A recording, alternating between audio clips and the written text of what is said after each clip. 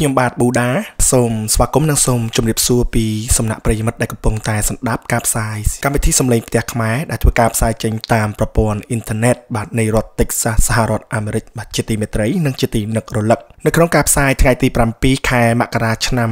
2013នេះពីកម្មវិធីសំឡេងផ្ទះខ្មែរនឹងនាំមកជូនអស់លោកលោកស្រីអ្នកនាងកញ្ញានៅព្រឹត្តិការណ៍ព័ត៌មានពីប្រទេសកម្ពុជាកម្មវិធីអប់រំចំណេះដឹងទូទៅដែលខ្ញុំបាទនឹងធ្វើការអត្ថាធិប្បាយបន្តអំពីវិជាធ្វើថកែនិងចុងក្រោយនៃកម្មវិធីគឺជាកម្មវិធីអប់រំសុខភាពនិងចំណីអាហារអមដោយបទចម្រៀងដូច្នេះសូមគោរពអញ្ជើញអស់លោកលោកស្រីអ្នកនាងកញ្ញាប្រិយមិត្តដែលនិយមចូលចិត្តស្ដាប់ពីកម្មវិធីសំឡេងផ្ទះខ្មែរទទួលអារម្មណ៍កំសាន្តរីករាយពីកម្មវិធីរបស់យើងខ្ញុំដែលមានជាបន្តបន្ទាប់ដូចតទៅ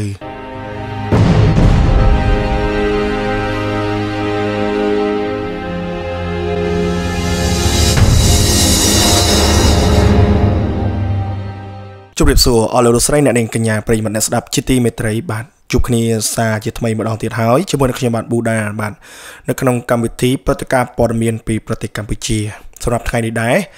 ខ្ញុំបាទប៊ូដានឹងបាទដកស្រង់យកព័ត៌មានសំខាន់ចេញពីគេហទំព័រដើមអំពិលមកជម្រាបជូនអស់លោកលោកស្រីអ្នកនាងកញ្ញានាពេលនេះផងដែរបាទប្រិយមិត្តអ្នកស្ដាប់ជាទីមេត្រីបាទពីរាជធានីភ្នំពេញបង្ក្រាបមុខសញ្ញាចោលប្លន់ចំនួន2នាក់ខណៈរត់គេចខ្លួន2នាក់ពេលកំពុងធ្វើសកម្មភាពប្លន់បាទជនសង្ស័យ2នាក់ត្រូវកម្លាំងនគរបាលខណ្ឌពោធិ៍សែនជ័យដឹកនាំដោយលោកប៊ុនសំអាតអធិការនគរបាលខណ្ឌសហការជាមួយកងកម្លាំងយោធារបស់អង្គភាពកងពលតូចដឹកជញ្ជូនលេខ99ដែលឈរជើងនៅក្នុងប្រលានយន្តហោះអន្តរជាតិភ្នំពេញនៅផ្នែកខាងកើតឃាត់ខ្លួនបានភ្លាមចំនួន2នាក់និង2នាក់ទៀតបានរត់គេចខ្លួនបាត់បន្ទាប់ពីឃាត់ខ្លួនបាននគរបាលធ្វើការដកហូតបានកាំភ្លើងខ្លីមួយដើមនិងម៉ូតូមួយគ្រឿងផងដែរកាលពីវេលាម៉ោង3ទៀបភ្លឺថ្ងៃទី7ខែមករាឆ្នាំ2013ស្ថិតនៅតាមបណ្ដោយផ្លូវ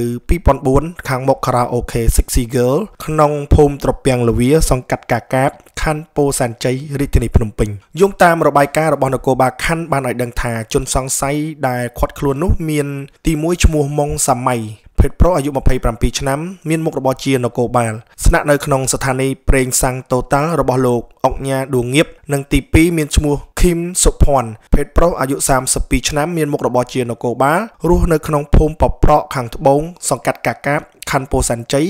និងដកហូតម៉ូតូមួយគ្រឿងម៉ាក Wave ពណ៌ក្រហមលាយខ្មៅពាក់ស្លាកលេខ Nobo 15454និងកំភ្លើងខ្លីមួយដើមម៉ាក Lock ចំណែកឯជនរងគ្រោះមានឈ្មោះអ៊ិតសវណ្ណារាភេទប្រុសអាយុ19ឆ្នាំស្នាក់នៅក្រុមទី10ភូមិចំការអលឹកសង្កាត់កាកាបខណ្ឌពោធិ៍សែនជ័យដោយឡែកម៉ូតូដែលត្រូវបាត់បង់នោះម៉ាក C125 ពណ៌ខ្មៅស៊េរី2012ពាក់ស្លាកលេខភ្នំពេញ1BS 5489ហើយជនរងគ្រោះបានរងរបួសលើចិញ្ចើមឆ្វេងដោយសារតែជនដៃដល់វាយនឹងកាំភ្លើងប្រពន្ធព័ត៌មានពីនគរបាលបានឲ្យដឹងថាមុនពេលកើតហេតុជនរងគ្រោះជិះម៉ូតូតែម្នាក់ឯងតាមបណ្ដោយផ្លូវ2004ត្រឡប់មកពីចូលរួមពិធីខួបកំណើតរបស់មិត្តភ័ក្តិនៅម្ដុំផ្សារដើមគោក្នុងទិសដៅពីកើតទៅលិចលុះដល់ចំណុចខាងកើតក្បែរជញ្ជីងថ្លឹងរថយន្តខាងកើតនៃប្រលានយន្តហោះភ្នំពេញដោយសារតែស្ថានភាពផ្លូវកោងនិងមានពំនុកទទឹងផ្លូវផងនោះក៏បន្ថយល្បឿនរំពេចនោះក៏ស្រាប់តែមានជនសង្ស័យ4នាក់ជិះម៉ូតូ2គ្រឿងជិះមកស្ទាក់ពីមុខមួយគ្រឿងនិងពីក្រោយមួយគ្រឿងរួចហើយអ្នកជិះម៉ូតូស្ទាក់ពីមុខដែលអង្គុយពីក្រោយក៏ចុះសម្ដៅមករកជនរងគ្រោះ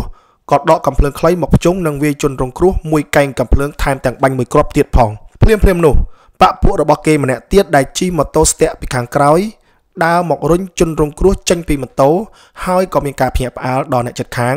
និងកងកម្លាំងអង្គភាពកងពលតូចដឹកជញ្ជូនលេខ99របស់លោកអ៊ុលសំអុនចេញមកប្រងព្រាតធ្វើឲ្យជនសង្ស័យភ័យស្រន់ស្លោនាំគ្នារត់គេចខ្លួនចោលម៉ូតូនៅនឹងកន្លែងកើតហេតុក្រោយកើតហេតុភ្លាមលោកប៊ុនសំអាតអធិការនគរបាលខណ្ឌពោធិ៍សែនជ័យបានដឹកនាំកម្លាំងផ្ទាល់សហការជាមួយកងកម្លាំងយោធាអង្គភាពកងពលតូចដឹកជញ្ជូនលេខ99ដែលឈរជើងនៅកន្លែងកាត់ហេតុឃាត់ខ្លួនជនសង្ស័យបាន2នាក់ជាក់ស្ដែងនិងដកហូតបានវត្ថុតាងកាំភ្លើងខ្លីមួយដើមម៉ាក Lock និងម៉ូតូមួយគ្រឿងផងដែរបញ្ជូនទៅកាន់អធិការដ្ឋាននគរបាលខណ្ឌពោធិ៍សែនជ័យដើម្បីធ្វើការសាកសួរនិងកសាងសំណុំរឿងចាត់ទៅតាមផ្លូវច្បាប់ប្រពន្ធព័ត៌មានពីនគរបាលបានបន្តទៀតថាគណៈពេលដែលមានការអន្តរាគមន៍ពីទាហាននិងប្រជាពលរដ្ឋដែលនៅជិតខាងដែលបានធ្វើឲ្យក្រុមចៅរត់គេចខ្លួនចែកជើងគ្នានោះប៉ុន្តែម៉ូតូរបស់ជនរងគ្រោះក៏នៅទីនោះផងដែរស្រាប់តែបាត់ដោយពុំដឹងមូលហេតុថាអ្នកណាជាអ្នកយកទៅខណៈដែលជនសង្ស័យ2អ្នកផ្សេងទៀតបានរត់គេចខ្លួនបាត់ លោកប៊ុនសំអាតបានប្រាប់មជ្ឈមណ្ឌលដើមអំពិលតាមទូរស័ព្ទថាបន្ទាប់ពីទទួលព័ត៌មានថាមានករណីប្លន់ប្រដាប់អាវុធនោះលោកក៏បានចុះដឹកនាំកម្លាំងទាំងយប់ទៅសហការជាមួយកម្លាំងទាហានរបស់កងពលតូចដឹកជញ្ជូនលេខ99ដេញតាមឃាត់ខ្លួនជនសង្ស័យបាន2នាក់ភ្លាមនិង2នាក់ទៀតរត់គេចខ្លួនបាត់ហើយជនសង្ស័យដែលឃាត់ខ្លួននោះគឺសុទ្ធតែជានគរបាលដែលម្នាក់ស្នាក់នៅក្នុងស្ថានីយ៍ប្រេងឥន្ធនៈរបស់លោកអុកញ៉ាឌូងៀបលោកបន្តទៀតថាចំពោះជនសង្ស័យទាំងពីរលោកត្រូវតែចាត់ទៅតាមវិធានការនៃផ្លូវច្បាប់ទោះបីជានគរបាលក៏ដោយពីព្រោះអ្នកទាំងពីរប្រព្រឹត្តខុសច្បាប់ហើយចំពោះ2អ្នកទៀតដែលកំពុងរត់គេចខ្លួននោះលោកនឹងតាមស្វែងរកចាប់ខ្លួនមកតាមផ្ដន្ទាទោសផងដែរបើតាមប្រភពព័ត៌មានមួយបានបង្ហើបឲ្យដឹងថាជនសង្ស័យទាំងពីរនាក់គឺជាអង្គរៈរបស់លោកអុកញ៉ាឌូងៀបប៉ុន្តែមជ្ឈមណ្ឌលដើមអំពិលពុំមានប្រភពមួយណាដើម្បីទំនាក់ទំនងជាមួយអុកញ៉ាឌូងៀបបានថាជាអង្គរៈរបស់លោកឬមិនមែននោះទេបច្ចុប្បន្នវត្ថុតាងរួមទាំងជនសង្ស័យត្រូវឃុំខ្លួនជាបណ្ដោះអាសន្ននៅអធិការដ្ឋាននគរបាលខណ្ឌពោធិ៍សែនជ័យនិងកសាងសំណុំរឿងបញ្ជូនទៅតុលាការដើម្បីចាត់ការទៅតាមផ្លូវច្បាប់បាទនេះគឺជាករណីបាទប្លន់នៅឯក្បែរពលានយន្តហោះអន្តរជាតិពោធិ៍ចិនតុងបាទដែលជនរងគ្រោះនោះបានធ្វើដំណើរចេញពីបាទពិធីជប់លៀងបាទខួបកំណើតមិត្តភ័ក្តិរបស់គេក៏ត្រូវជនសង្ស័យបាទប្លន់យកម៉ូតូបាទតែពុំបានសម្រេចទេបាទគឺបាទត្រូវបានបងប្អូនប្រជាពលរដ្ឋដែលរស់នៅតំបន់នោះក៏ដូចជានីតិហ៊ានបានជួយធ្វើអន្តរាគមន៍ភ្លាមៗចាប់បានចំនួន2នាក់ផងដែរបាទឥឡូវនេះងាកមកនិយាយអំពីអ្នកភូមិបឹងកក់បាទរៀបចំពិធីជប់លៀងអបអរសាទរខួបទី34នៃទិវាជ័យជំនះ7មករាបាទអ្នកភូមិបឹងកក់ដែលទទួលបានការអភិវឌ្ឍនៅនឹងកន្លែងនៅរសៀលល្ងាចថ្ងៃទី7ខែមករាឆ្នាំ2013នេះបានជួបជុំគ្នានៅក្នុងភូមិរៀបចំពិធីជប់លៀងពិសាភោជនីយអាហាររួមទាំងការច្រៀងរាំដើម្បីអបអរសាទរនៃខួបលើកទី34នៃថ្ងៃជ័យជំនះ7មករាឆ្នាំ1979និង7មករា2013ក្រុមអ្នកភូមិបឹងកក់បានឲ្យដឹងថាពិធីជប់លៀងនេះគឺជាការអបអរសាទរចំពោះទិវាជ័យជំនះ7មករាដែលបានផ្ដល់កំណើតទី2ដល់ជនកម្ពុជាគ្រប់រូបឲ្យបានរស់រានមានជីវិតរហូតមកទល់សព្វថ្ងៃនេះហើយក៏ជាការអបអរសាទរដល់ប្រមុខរាជរដ្ឋាភិបាលកម្ពុជាសម្ដេចតេជោហ៊ុនសែនដែលបានអនុញ្ញាតឲ្យពួកគាត់ធ្វើការអភិវឌ្ឍនៅនឹងកន្លែងផងដែរជាមួយគ្នានេះដែរក្រុមអ្នកភូមិបឹងកក់ដែលទទួលបានការអភិវឌ្ឍផ្ទាល់នៅកន្លែងក៏បានថ្លែងអំណរគុណដល់អភិបាលរាជធានីភ្នំពេញលោកកែបជុតិមាដែលជួយដល់ពួកគាត់ក្នុងការអភិវឌ្ឍភូមិឋានតាមរយៈការធ្វើផ្លូវស្អាតនិងរៀបចំរចនាសម្ព័ន្ធគ្រប់គ្រងផ្សេងៗនៅក្នុងភូមិផងដែរបាទប្រិយមិត្តអ្នកស្ដាប់ជាទីមេត្រីបាទមុននឹងខ្ញុំបានធ្វើការអានជូននៅព្រឹត្តិការណ៍ព័ត៌មានពីប្រទេសកម្ពុជាតទៅទៀតបាទខ្ញុំបាទសូមបង្វែរអារម្មណ៍ប្រិយមិត្តអ្នកស្ដាប់រីករាយកំសាន្តជាមួយនឹងបទចម្រៀងមួយបទជាមុនសិនបាទដូច្នេះសូមអញ្ជើញទទួលអារម្មណ៍កំសាន្តដូចតទៅ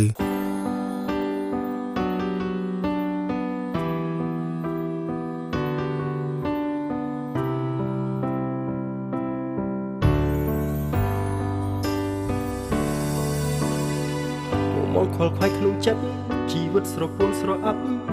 ស្ទើរស្លាប់ព្រោះខ្លួនឯង I wanna go home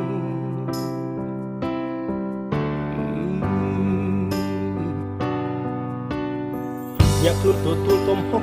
សុំទោសលើនោះលើស្រីស្រីថាក៏ទ្រាំបាន Just wanna go home I miss you you know មានជំរឿនដល់ច្រងវេទនីមានកម្មពីព្រោះស្នេហ៍ទឹកភ្នែកពេលបាត់បង់ញឹមមេស្គាល់តែទុកក្រៀមក្រំក្លោបសាស្នាមញញឹមធ្លាប់មានប្រែអូនសល់ត្រឹមលួងចិត្តឯការឿងរ៉ាវកើតព្រោះអ្នកណាគឺព្រោះបងខ្លួនឯង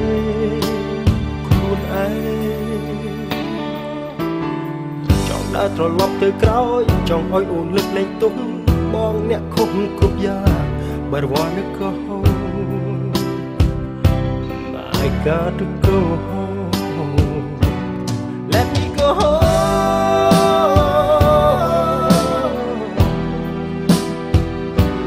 I'm just too far from where you are I want to come home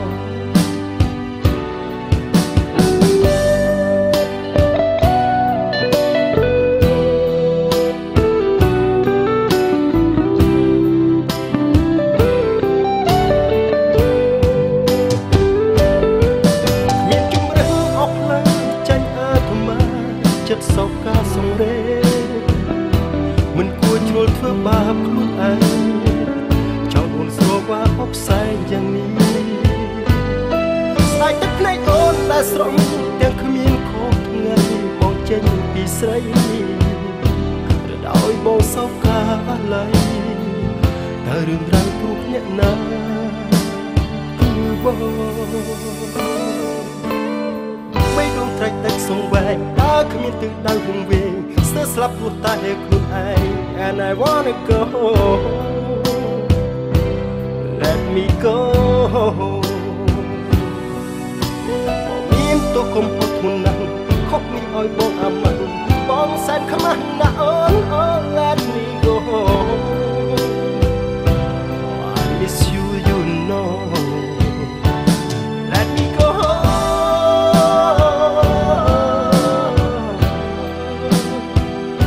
បងទ្រាំមិនបានឈឺចុកចាប់ពេកប្រាំ I gotta go home let me go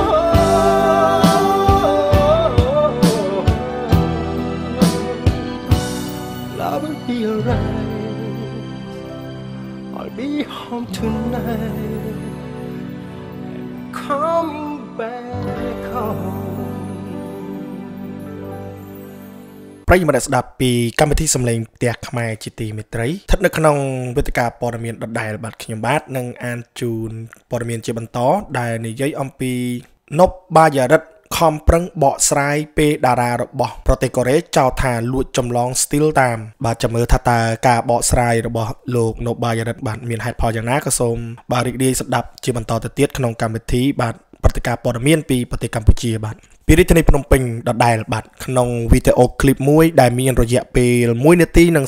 36វិនាទីដែលបានបង្ហោះឡើងពីសំណាក់អ្នកសិល្បៈកូរ៉េក្នុងប្រព័ន្ធ YouTube ហើយត្រូវបានគេប្រទះឃើញនិងមានការរិះគន់ពាសពេញប្រព័ន្ធអ៊ីនធឺណិតគឺជាប្រតិកម្មថ្មីមួយជាលើកដំបូងក្នុងសង្គមសិល្បៈខ្មែរដែលតែងតែត្រូវបានមហាជនលើកឡើងថាបានលួចចម្លងពីបណ្ដាប្រទេសជិតខាងជាយូរមកហើយនោះក្រោយពីមានមតិរិះគន់ច្រើនទៅលើតារាចម្រៀងមានភាពលេចធ្លោប្រចាំផលិតកម្មហង្សមាសលោកនប់បាយរិទ្ធពេលនេះស្រាប់តែតារាចម្រៀងរូបនេះបានបញ្ចេញប្រតិកម្មបកស្រាយជុំវិញពាក្យសម្ដីរបស់ទស្សនិកជនដោយលោកអះអាងថាមិនបានលួចចម្លងយកបទចម្រៀងឬក៏ស្លៀកពាក់យកស្ទីលរបស់កូរ៉េដោយមហាជនគិតនោះទេតារាចម្រៀងប្រចាំនៅផលិតកម្មហង្សមាសលោកនប់បាយរិទ្ធត្រូវបានមហាជនជាពិសេសមិត្តយុវវ័យ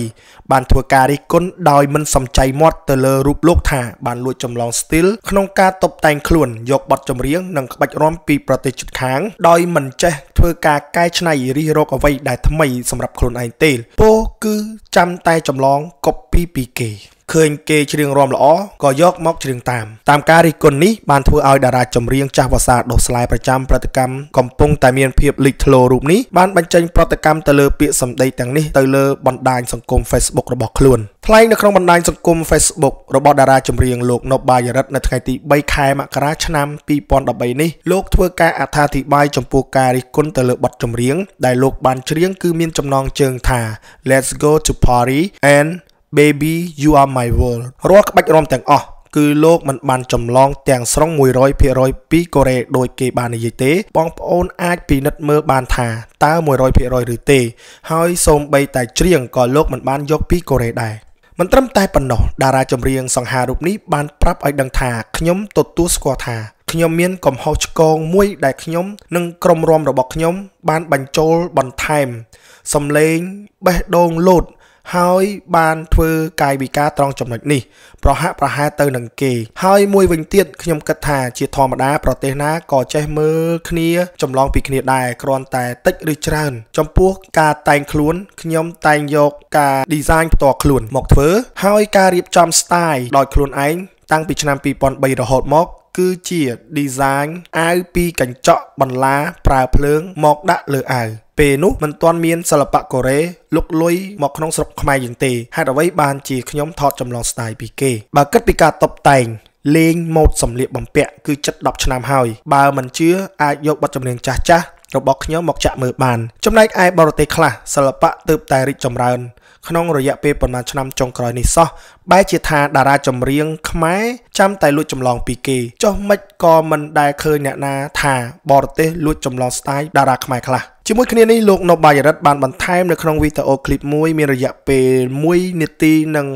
36វិនាទីដែលអ្នកដឹកនាំសិល្បៈរបស់ប្រទេសកូរ៉េបានបង្ហោះក្នុង YouTube ថាបំបែកពីគំនិតខ្លួនឯងខ្លះយើងមើលពីបណ្ដាប្រទេសផ្សេងៗខ្លះដើម្បីមកបំពេញនៅចំណុចខ្វះខាតទោះបីជាលោកណូបាយរិទ្ធបានទទួលរងការរិះគន់ពីសំណាក់មហាជនក៏ដោយក៏លោកប្រាប់បន្ថែមទៀតថា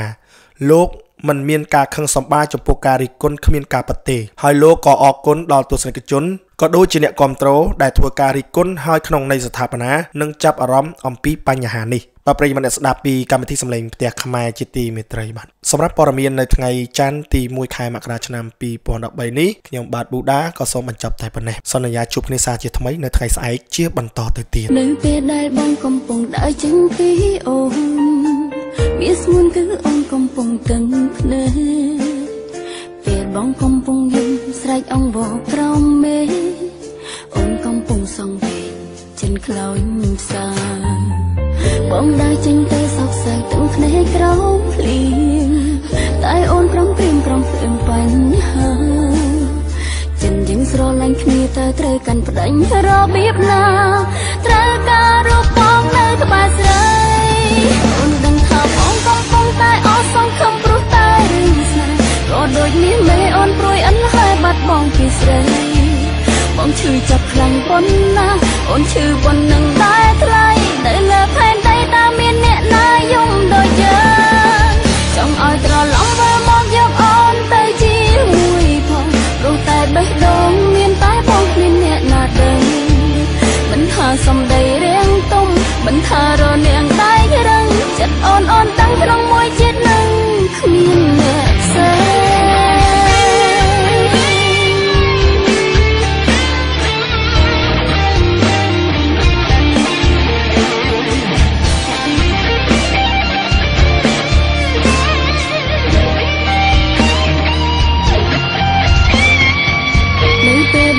កំពុងដើរចេញពីអូន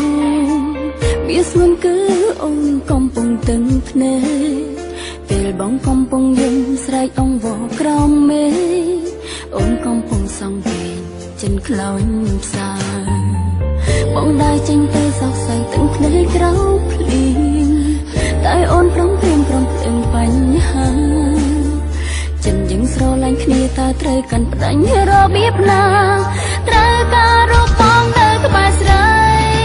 អូនដឹងថាបងកំពុងតែអស់សង្ឃឹមព្រោះតែរឿងស្នេហ៍ក៏ដូចនេះមេអូនព្រួយអិនហើយបាត់បងពីស្រី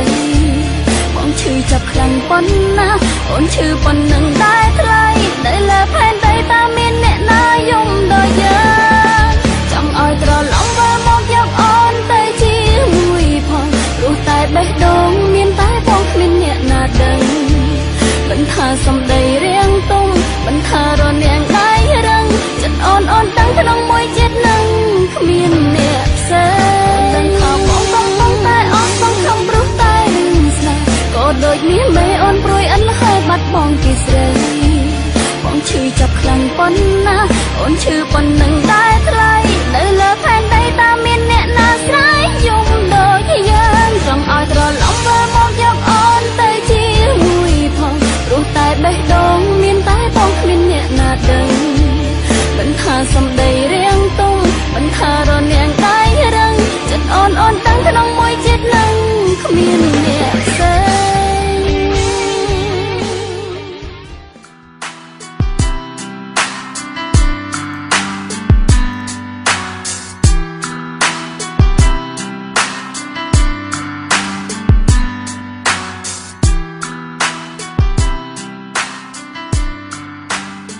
លោកស្រីអ្នកនាងកញ្ញាប្រិយមិត្តអ្នកស្ដាប់ជាទីមេត្រីបាទនៅក្នុងកម្មវិធីអប់រំចំណេះដឹងទូទៅដែលស្ដីពីវិជាធ្វើថៅកែនេះពេលនេះបាទខ្ញុំបាទប៊ូដាក៏បានដល់ពេលវេលាមកធ្វើការអត្ថាធិប្បាយជូនជាបន្តបាទកាលពីសប្តាហ៍មុនលោកស្រីអ្នកនាងកញ្ញាក៏បានស្ដាប់ការចូលភាគហ៊ុនគ្នាបាទសម្រាប់សប្តាហ៍នេះខ្ញុំបាទនឹងធ្វើការអានជូនដែលនិយាយអំពីសារលបងធ្វើតិចតួចសិនជាការពិតណាស់ មនុស្សគ្រប់រូបពុំមាននរណាម្នាក់ចង់ខ្លាចជាអ្នកចាញ់ឡើយហេតុនេះតើយើងគួរធ្វើដូចម្ដេចដើម្បីកាត់បន្ថយការប្រថុយប្រថានបានគន្លឹះដ៏ងាយគឺអ្នកត្រូវសាកល្បងអ្វីបន្តិចបន្តួចមើលសិនពេលនោះអ្នកនឹងបានដឹងថាតើគំនិតនិងសមត្ថភាពរបស់ខ្លួនអាចទៅរួចដែរឬទេជាទូទៅអ្វីដែលយើងគិតថាវាល្មមលុះដល់ពេលធ្វើមែនទែនច្រើនតែតឹងតែងបន្តិចនិងអ្វីដែលយើងគិតថាវាបានធូរទើបវាធ្វើបានល្មមការធ្វើអាជីវកម្មសាកល្បងបើត្រឹមតែនិយាយគឺវាស្រួលតែលុះដល់ការធ្វើគឺវាពិបាកមនុស្សភាគច្រើនតែងតែយល់ស្របនឹងមតិនេះប៉ុន្តែគេក៏នៅតែមានកូនចិត្តប្រឆាំងរឹងរូសដដែលព្រោះមកពីគេចង់ឃើញលទ្ធផលលឿនពេកនោះឯង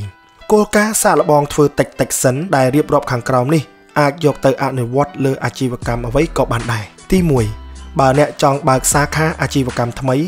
ចូលអ្នកកុំទាន់បង្កើតសាខាទី2រហូតទាល់តែសាខាដំបូងដើរបានស្រួលនិងរកចំណេញបានហើយទី2បើអ្នកមានគម្រោងនឹងលក់ផលិតផលអ្វីមួយត្រូវធ្វើស្ថិតិតម្រូវការទីផ្សារជាមុនព្រមទាំងប្រមាលមើលថា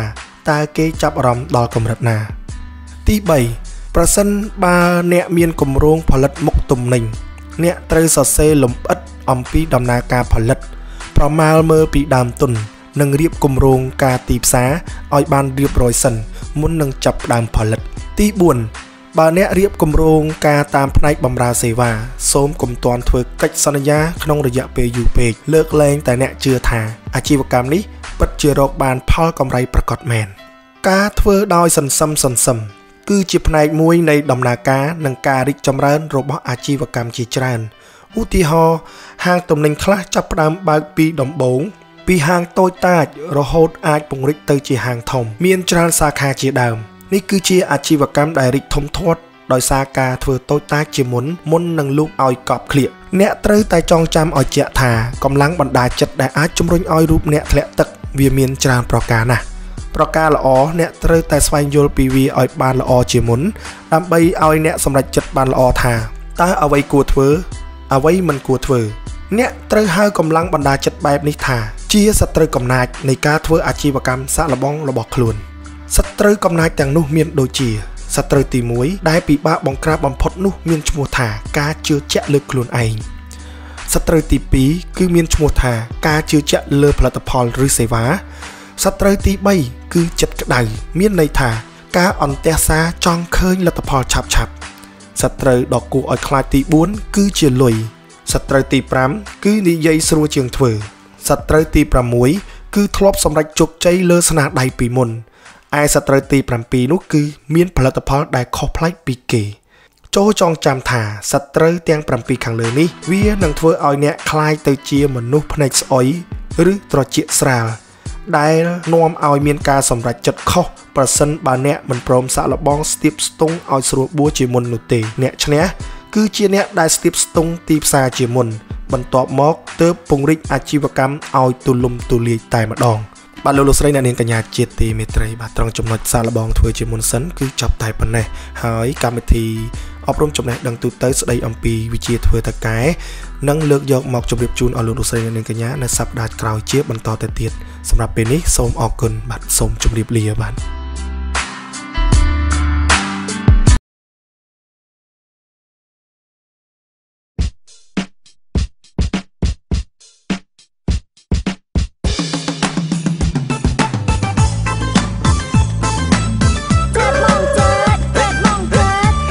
សូមជូនកម្មវិធីសុខភាពនិងចំណីអាហារ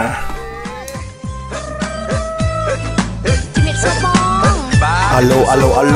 បាទជួបគ្នាសាជាថ្មីទៀតហើយនៅក្នុងកម្មវិធីបាទសុខភាពនិងចំណីអាហារ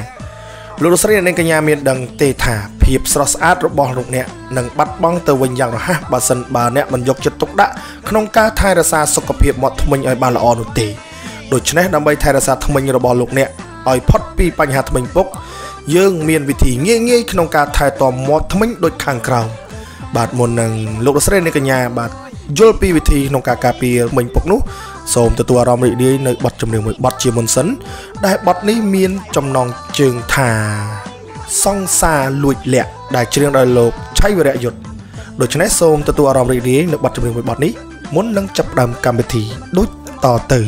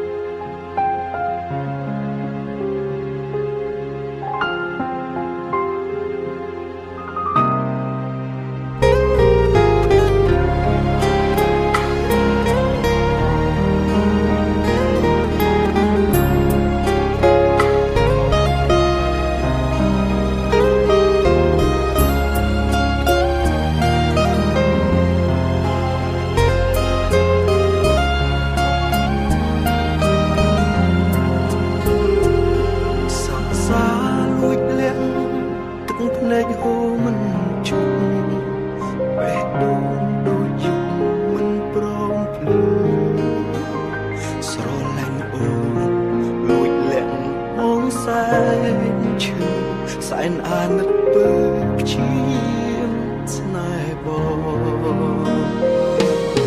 កាលឡើងបងអូនឲ្យបងខ្មាំងខ្លួនឯងមិនហួរអាចជ្រើសុំទោសមានសុំទោសកលយ៉ាងពួកយើងអាចត្រឹមសងសាលា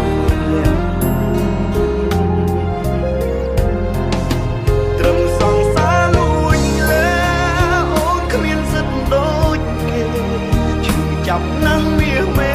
មិនគួរអូនស្រឡាញ់បងត្រឹមសងសាលួចលើអូនលះបង់គ្រប់យ៉ាងមិនគួរពួកយើងសាងំព្រមបេះដូងត្រឹមសងសាលួចលើបងមិនអាចថែអូនត្រឹមក្រំគ្រាបេះដូងឲ្យអូនទឹកភ្នែករាល់ថ្ងៃ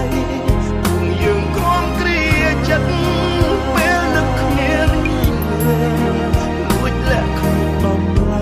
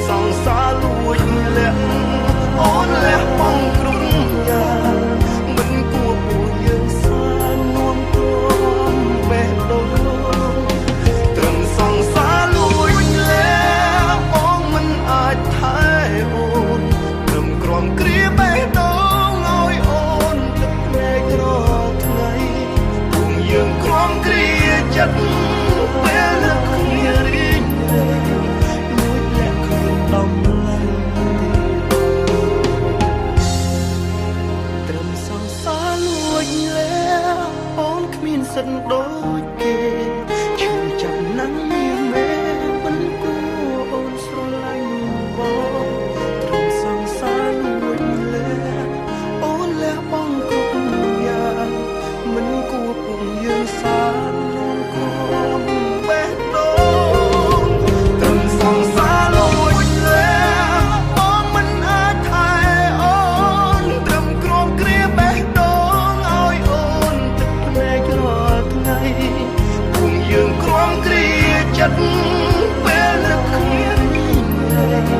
លួចលាក់ក្នុងដំឡៃពួកយើងក្រំគ្រាចិត្តពេលនឹកគ្នាលួចលាក់ក្នុងដំឡៃ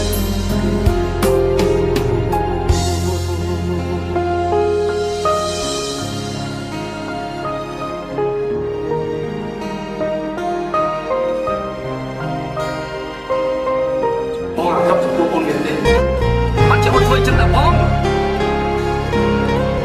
anh đột nhiên người không đi vào xảy ra đây bắt chết anh một con ăn được người yên chân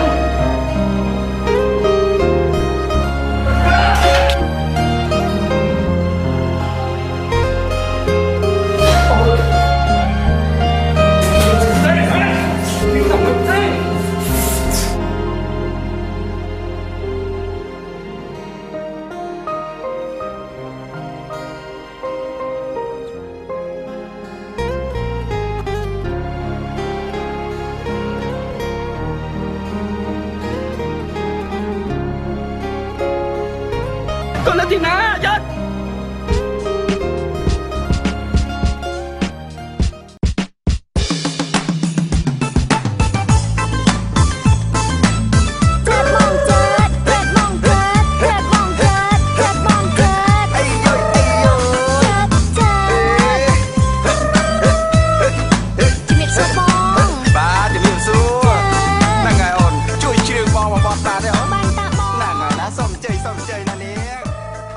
ហូ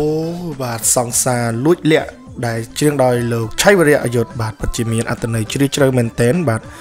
ឡូវនេះចូលមកកម្មវិធីយើងវិញម្ដងបាទយើងនិយាយអំពីវិធីងាយៗក្នុងការការពារកុំឲ្យធ្មេញពុកបាទលោកលោកស្រីអ្នកនាងកញ្ញាជាទីមេត្រីលោកលោកស្រីអ្នកនាងកញ្ញាត្រូវតែដុសសម្អាតធ្មេញរបស់អ្នក3ដងក្នុងមួយថ្ងៃក្រោយពីញ៉ាំអាហារមុនពេលសម្អាតធ្មេញលោកអ្នកគ្រាន់តែយកអំបោះឆ្កឹះកំតិចកំទីដែលមាននៅក្នុងចន្លោះធ្មេញចោលឲ្យអស់ព្រោះវាគឺជាមូលហេតុដែលនាំឲ្យធ្មេញពុកបានជ្រើសរើសច្រាសដុសធ្មេញដែលទន់ល្អ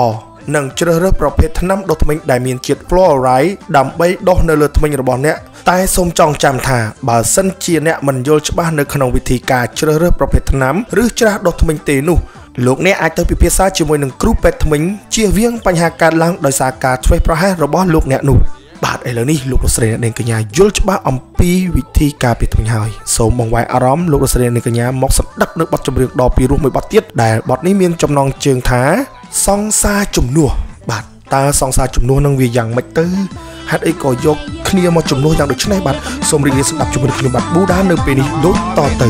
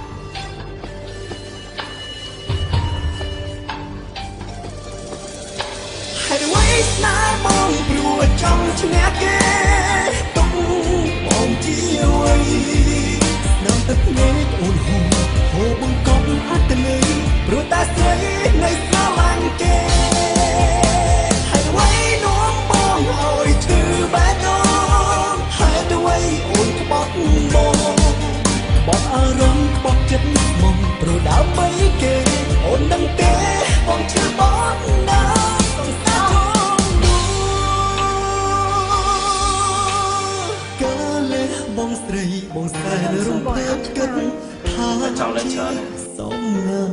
ហើយបាយគ្នាមានសង្សារស្អាតអូនយល់គ្រប់យ៉ាងកថាកល្យានស្រឡាញ់យើងស្មោះស្មោះស្នាមញញឹមទាំងបេះដូងជឿអូនទាំងអង្គអារម្មណ៍នឹងប្រលងខ្លៅឲ្យស្រីបោកប្រាស់បា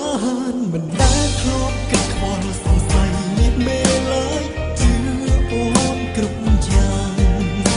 មិនខ្វល់រឿងក៏យ៉ាងមិនបានធ្លាប់គិតអាដឹងនោះណាក៏ធ្លាប់ជួបគ្រប់គ្នាតែពេលនេះអូនផ្ដើមផ្លែកចេះនឹកគេអារម្មណ៍មានមេធ្លាប់ក្បត់មិនអាចលាក់លៀមទៀតបានទេហើយអ្វីស្នេហ៍បងព្រោះចង់ឈ្នះគេទុកបងជាអ្វីស្នាមទឹកភ្នែកអូន